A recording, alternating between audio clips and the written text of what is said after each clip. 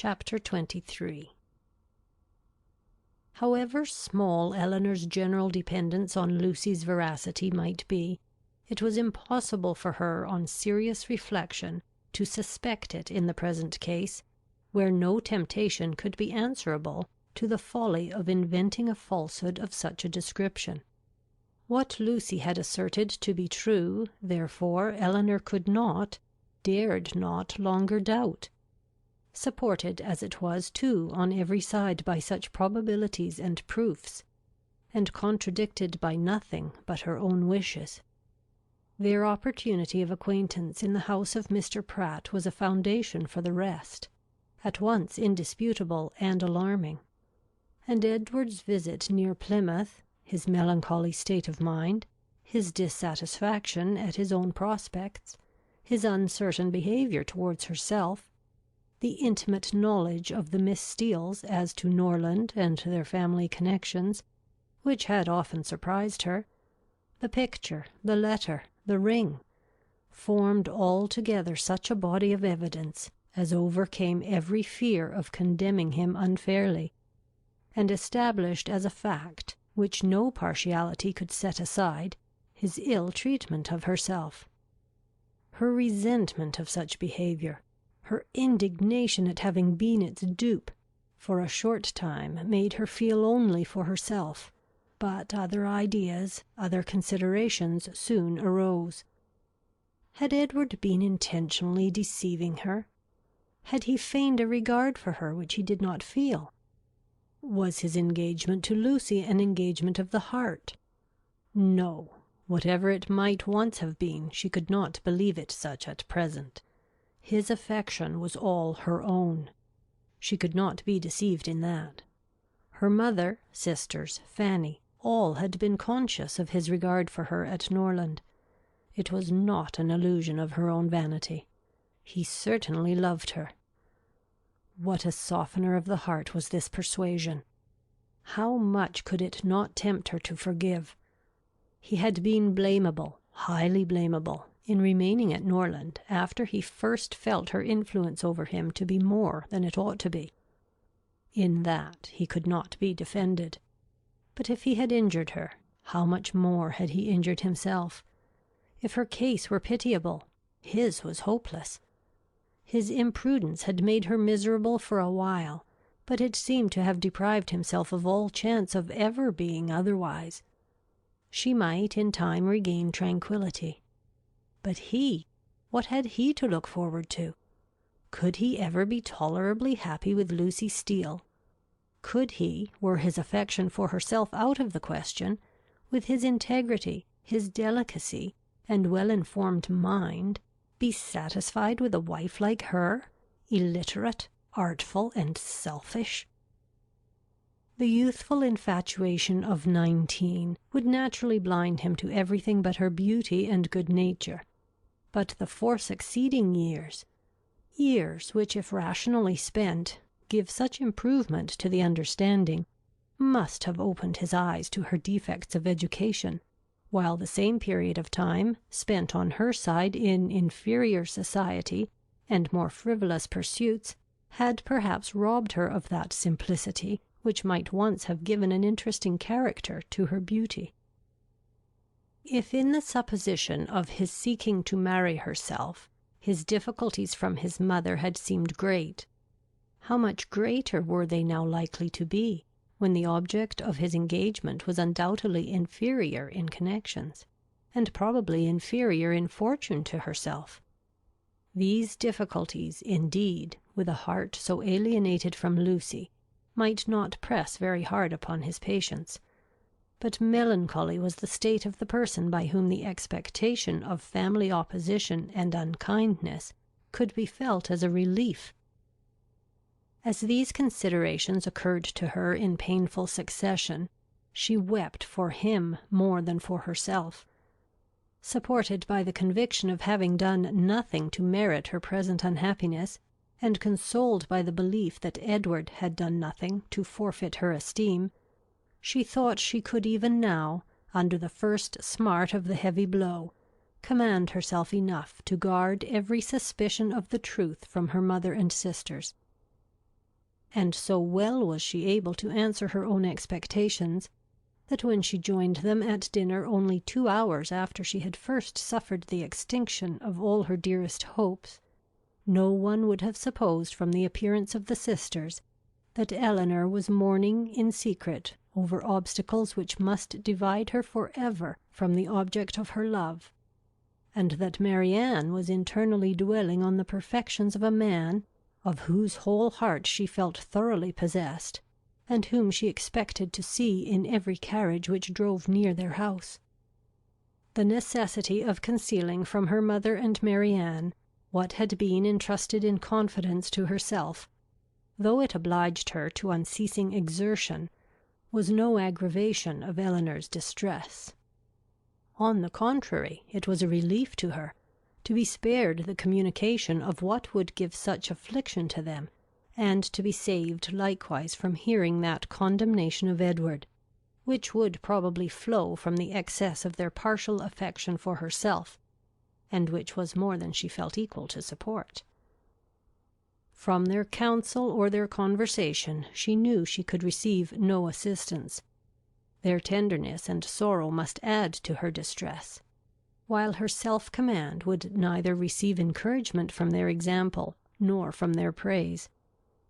She was stronger alone, and her own good sense so well supported her, that her firmness was as unshaken, her appearance of cheerfulness as invariable, as with regrets so poignant and so fresh it was possible for them to be. Much as she had suffered from her first conversation with Lucy on the subject, she soon felt an earnest wish of renewing it, and this for more reasons than one. She wanted to hear many particulars of their engagement repeated again. She wanted more clearly to understand what Lucy really felt for Edward, whether there were any sincerity in her declaration of tender regard for him, and she particularly wanted to convince Lucy, by her readiness to enter on the matter again, and her calmness in conversing on it, that she was no otherwise interested in it than as a friend, which she very much feared her involuntary agitation in their morning discourse must have left at least doubtful. That Lucy was disposed to be jealous of her appeared very probable. It was plain that Edward had always spoken highly in her praise, not merely from Lucy's assertion, but from her venturing to trust her on so short a personal acquaintance with a secret so confessedly and evidently important. And even Sir John's joking intelligence must have had some weight. But indeed, while Elinor remained so well assured within herself of being really beloved by Edward, it required no other consideration of probabilities to make it natural that Lucy should be jealous. And that she was so, her very confidence was a proof. What other reason for the disclosure of the affair could there be, but that Elinor might be informed by it of Lucy's superior claims on Edward, and be taught to avoid him in future? She had little difficulty in understanding thus much of her rival's intentions, and while she was firmly resolved to act by her as every principle of honour and honesty directed, to combat her own affection for Edward and to see him as little as possible, she could not deny herself the comfort of endeavouring to convince Lucy that her heart was unwounded. And as she could now have nothing more painful to hear on the subject than had already been told, she did not mistrust her own ability of going through a repetition of particulars with composure. But it was not immediately that an opportunity of doing so could be commanded, though Lucy was as well disposed as herself to take advantage of any that occurred, for the weather was not often fine enough to allow of their joining in a walk, where they might most easily separate themselves from the others. And though they met at least every other evening either at the park or cottage, and chiefly at the former, they could not be supposed to meet for the sake of conversation. Such a thought would never enter either Sir John or Lady Middleton's head, and therefore very little leisure was ever given for a general chat, and none at all for particular discourse. They met for the sake of eating, drinking and laughing together, playing at cards or consequences or any other game that was sufficiently noisy. One or two meetings of this kind had taken place without affording Elinor any chance of engaging Lucy in private, when Sir John called at the cottage one morning to beg in the name of charity that they would all dine with Lady Middleton that day, as he was obliged to attend the club at Exeter, and she would otherwise be quite alone, except her mother and the two Miss Steeles. Elinor, who foresaw a fairer opening for the point she had in view, in such a party as this was likely to be, more at liberty among themselves under the tranquil and well-bred direction of Lady Middleton than when her husband united them together in one noisy purpose, immediately accepted the invitation. Margaret, with her mother's permission, was equally compliant, and Marianne, though always unwilling to join any of their parties, was persuaded by her mother, who could not bear to have her seclude herself from any chance of amusement, to go likewise. The young ladies went, and Lady Middleton was happily preserved from the frightful solitude which had threatened her. The insipidity of the meeting was exactly such as Elinor had expected.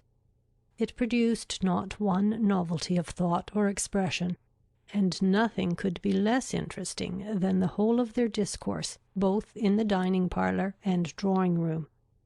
To the latter the children accompanied them, and while they remained there she was too well convinced of the impossibility of engaging Lucy's attention to attempt it.